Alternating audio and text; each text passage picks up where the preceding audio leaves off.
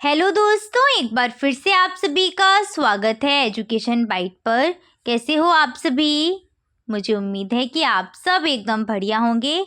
मैं आपके लिए आपका डीएलएड का जो इंग्लिश का पेपर है उसके सारे के सारे प्रीवियस ईयर क्वेश्चन पेपर लेकर के आई हूँ, जिसमें मैं आपको 2016 से लेकर 22 तक आपके जितने भी पेपर हुए हैं उन सभी के एमसीक्यू क्वेश्चंस को सॉल्व कराने वाली हूँ। ठीक है, तो चलिए शुरू करती हूँ मैं आपकी क्लास। और सबसे पहला जो आपका पेपर रहने वाला है वो रहेगा 2016 का क्वेश्चन पेपर। फर्स्ट क्वेश्चन देखिए यहाँ क्या पूछा गया था। Translation cum grammar method is also known as. बताइए, ट्रांसलेशन कम ग्रामर मेथड को हम किस नाम से जानते हैं? तो इसको हम ट्रेडिशनल मेथड या फिर क्लासिकल मेथड के नाम से भी जानते हैं। तो आपका आंसर हो जाएगा फर्स्ट ऑप्शन। नेक्स्ट है, इंपॉर्टेंट क्वेश्चन है, ये क्वेश्चन रिपीट ज़रूर होगा आपका और हो सकता है कल ये क्वेश्चन आ जाए। अगला क्वेश्चन है the origin of direct method. ये क्वेश्चन भी इंपॉर्टेंट है, ये भी रिपीट होगा question. The origin of direct method, direct method का ओरिजिन क्या है? तो फ्रांस है इसका आंसर, फ्रांस माना जाता है। तो आंसर है ऑप्शन नंबर 2। नेक्स्ट क्वेश्चन है आपका, विच of the following completes the sentence. आपको यहाँ फिल इन द ब्लैंक्स में इनमें से कुछ एक को भरना है। Hardly had I reach the station dash the train left. तो जैसे ही आपकी हार्डली आपने देखा या स्कार्सली आपको लगा हुआ मिल जाए, वहाँ पर हार्डली और स्कार्सली के साथ हम वैन का यूज़ करते हैं, इसलिए यहाँ पर कौन सा ऑप्शन सही रहेगा? Third option. क्या यूज़ करेंगे यहाँ इस फिल इन द ब्लैंक्स में? वैन का यूज़ करेंगे। ठीक है, अगला क्वेश्चन है frame verb from the word position. ठीक है, इसको वर्ब में इसको फ्रेम करना है, तो इसका आंसर रहेगा पजेस यानी कि अधिकार। नेक्स्ट आते हैं फिफ्थ क्वेश्चन पर, choose the correct word to complete the following. One must do dash duty. तो वन के साथ क्या आएगा? वंस आएगा, तो आंसर रहेगा फर्स्ट ऑप्शन सही। नेक्स्ट आते हैं 2017 के क्वेश्चन पेपर पर और फर्स्ट क्वेश्चन आया था the substitution table method was adopted by. तो ये जो मेथड है किसने अडॉप्ट किया था? तो ये मेथड आपका किया था H.E. पार्मर ने। ठीक है, तो आपका आंसर रहेगा ऑप्शन नंबर 2। ये क्वेश्चन भी कहीं ना कहीं मुझे इंपॉर्टेंट लग रहा है, हो सकता है कल ये क्वेश्चन रिपीट हो जाए, तो इसको ध्यान रखना। नेक्स्ट है आपके जितने भी यहाँ पर आ रहे हो ना नेम कि ये मेथड किसने दिया या क्या इसका ओरिजिन है, उसको ज़रूर ध्यान रखिएगा, और मेथड्स का अदर नेम भी।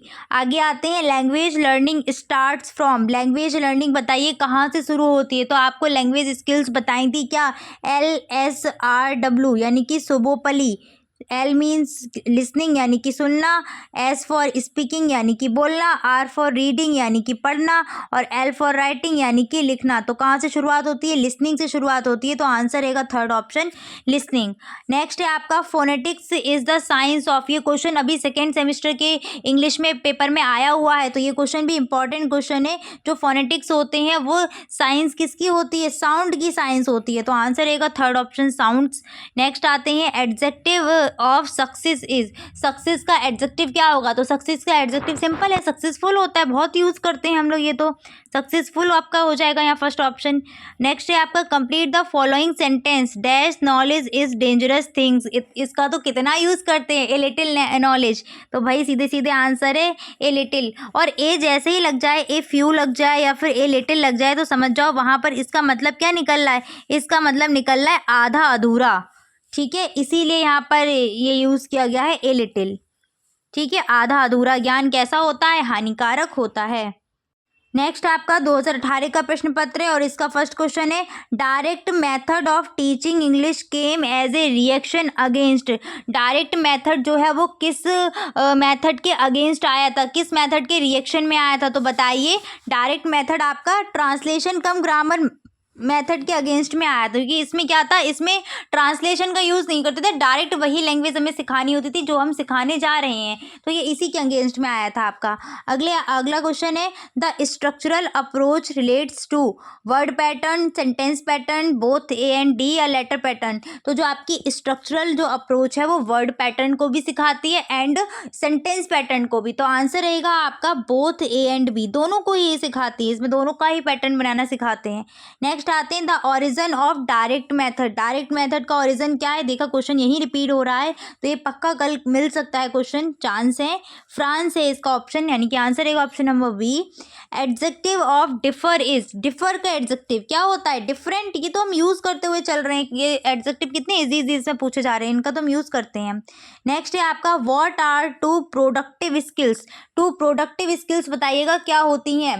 To productive skills, productive skill दो टाइप की स्किल्स होती हैं, एक प्रोडक्टिव और रिसेप्टिव होती है। रिसेप्टिव का मतलब रिसीव करने वाली और प्रोडक्टिव का मतलब प्रोडक्ट देने वाली। तो आपकी स्किल्स हैं कौन सी, 4 स्किल्स हैं, LSRW।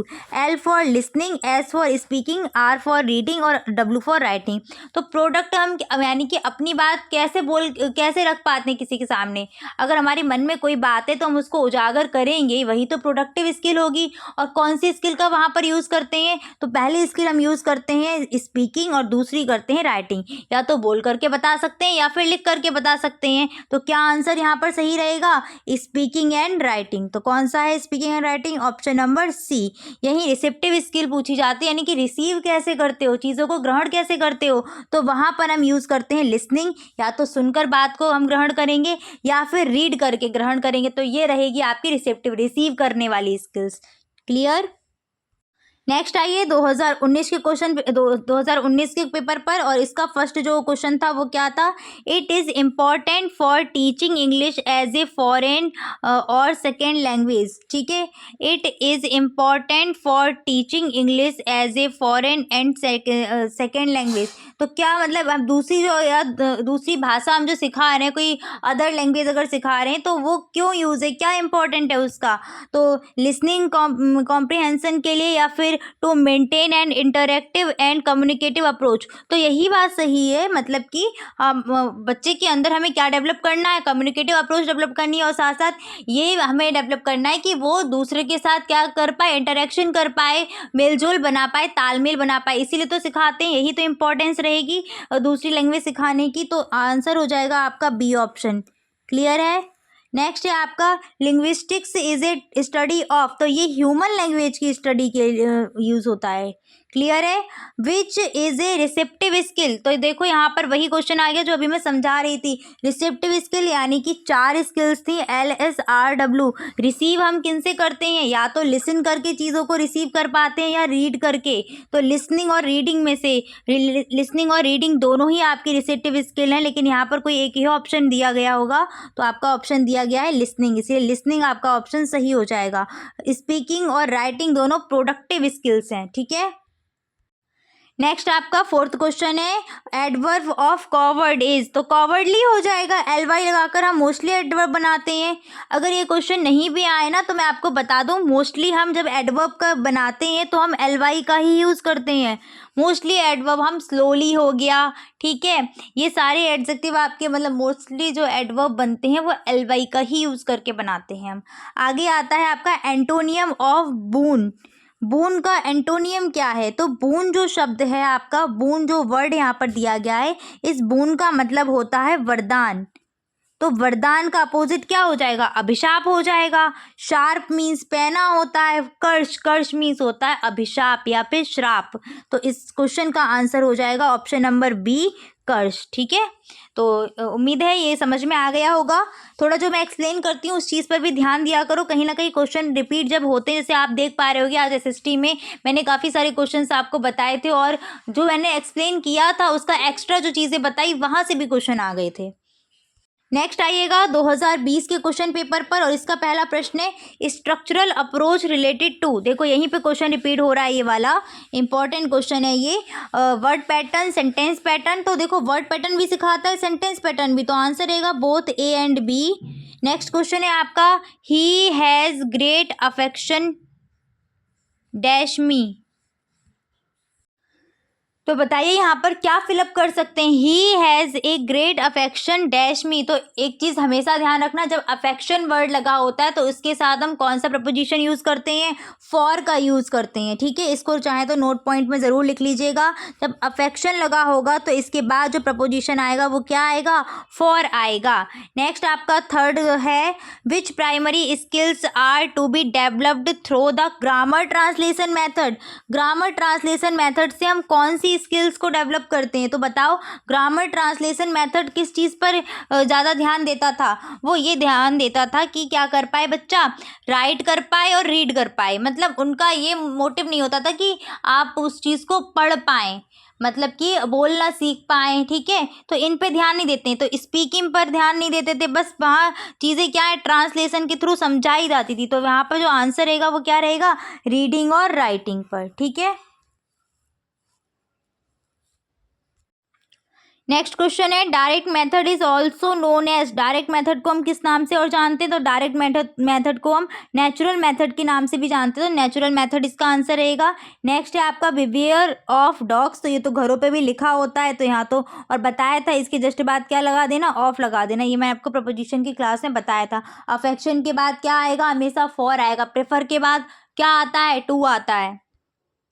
नेक्स्ट क्वेश्चन पर आइए, 2021 का क्वेश्चन पेपर है। Who developed the direct method. Direct method किसने डेवलप किया था, तो ये थे आपके मैक्सिमिलियन बर्लिट्ज। तो ये आपके आंसर हो जाएंगे option number A. Secondary language skills art. Secondary language skill कौन सी है, तो LSRW आपका ये रहता है ना, LSRW। तो इसमें सेकेंडरी आपकी R और W होती है, यानी कि रीडिंग और राइटिंग हो जाएगा। तो आंसर रहेगा आपका option number C, reading and writing. Clear है,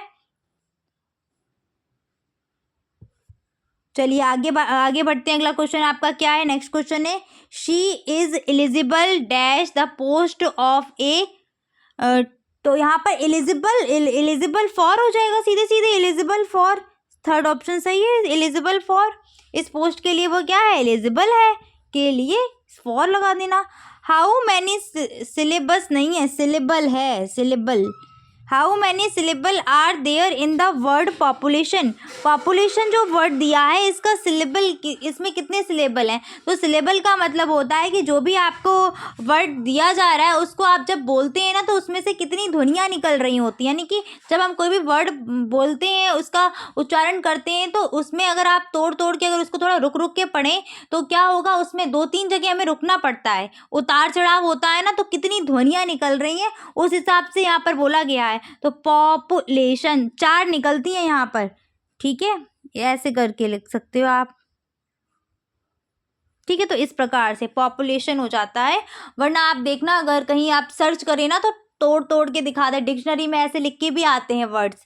आगे आ जाते हैं, नेक्स्ट आपका क्वेश्चन है, फिल इन द ब्लैंक्स में है आपका। फिल इन द ब्लैंक्स में, if I were A rich man, यानी कि मैं अगर अमीर होता, आई डैश यू, तो मैं आपकी मदद करता। सीधी सी बात है, अगर मैं अमीर होता तो मदद करता, पास्ट की ही बात है। तो इनमें से कौन सा ऑप्शन है, वुड यूज़ करेंगे तो वुड हेल्प सीधे सीधे आ जाएगा। तो आंसर रहेगा option number A, would help. If I were A rich man, अगर मैं अमीर आदमी होता तो आपकी मदद करता। नेक्स्ट आइए 2022 के क्वेश्चन पेपर पर। फर्स्ट क्वेश्चन है इसका, which of the following methods of teaching English is also known as classical method. Classical method के नाम से किसको जानते हैं, ग्रामर ट्रांसलेशन मेथड को ट्रेडिशनल मेथड भी बोला जाता है। द सब्सटीट्यूशन इंपॉर्टेंट है ये वाला क्वेश्चन, और ये नीचे वाला भी। द सब्सटीट्यूशन टेबल मेथड 2 बार आ चुका है, दूसरी बार रिपीट हो रहा है ये। तो सेकेंड ऑप्शन है H.E. पामर। नेक्स्ट है आपका, communicative approach improved your. Communicative approach इनमें से किसको इम्प्रूव करेगा, राइटिंग स्किल। भाई कम्युनिकेशन का मतलब है बोलचाल, बातचीत करके राइटिंग स्किल कैसे इम्प्रूव होगी, लेक्चर स्किल, तो ये काफ़ी हद तक हो सकती है। थर्ड ऑप्शन है प्रोनाउंसिएशन, तो भाई ये ज़्यादा इम्प्रूव होगा, सही तरीके से आप बोलना सीख पाओगे जितनी आप कम्युनिकेशन करोगे। ठीक है ना, तो ये आपका सही ऑप्शन रहेगा। Next question, adjective of differ is. तो ये भी क्वेश्चन रिपीट हो रहा है आपका, डिफर का एडजेक्टिव डिफरेंट हो जाएगा। फिफ्थ है आपका लैंग्वेज लर्निंग स्टार्ट फ्रॉम। ये क्वेश्चन भी रिपीट हो रहा है, प्रीवियस ईयर क्वेश्चन देख पा रहे हैं ना, यहीं से आप देख पा रहे होगे। तो स्टार्टिंग कहाँ से होती है, LSRW, कहाँ से शुरुआत होती है, लिसनिंग से शुरुआत होती है। तो आंसर रहेगा इसका थर्ड ऑप्शन लिसनिंग। उम्मीद है कि आपको क्लास अच्छी लगी होगी। सारे के सारे मैंने 22 तक के आपके ऑब्जेक्टिव जो थे करा दिए। अगर मुझे समय मिलता है तो मैं आपके बिल्कुल वेरी शॉर्ट कराने का प्रयास करूँगी इंग्लिश के, क्योंकि मुझे भी लगता है कि आपको ज़रूरत रहेगी इसकी। तो चलिए अभी तो ऑल द बेस्ट, मिलेंगे फिर आपकी नेक्स्ट क्लास में, और प्लीज़ शेयर कर दीजिएगा इस क्लास को अपने दोस्तों के साथ। Thanks for watching.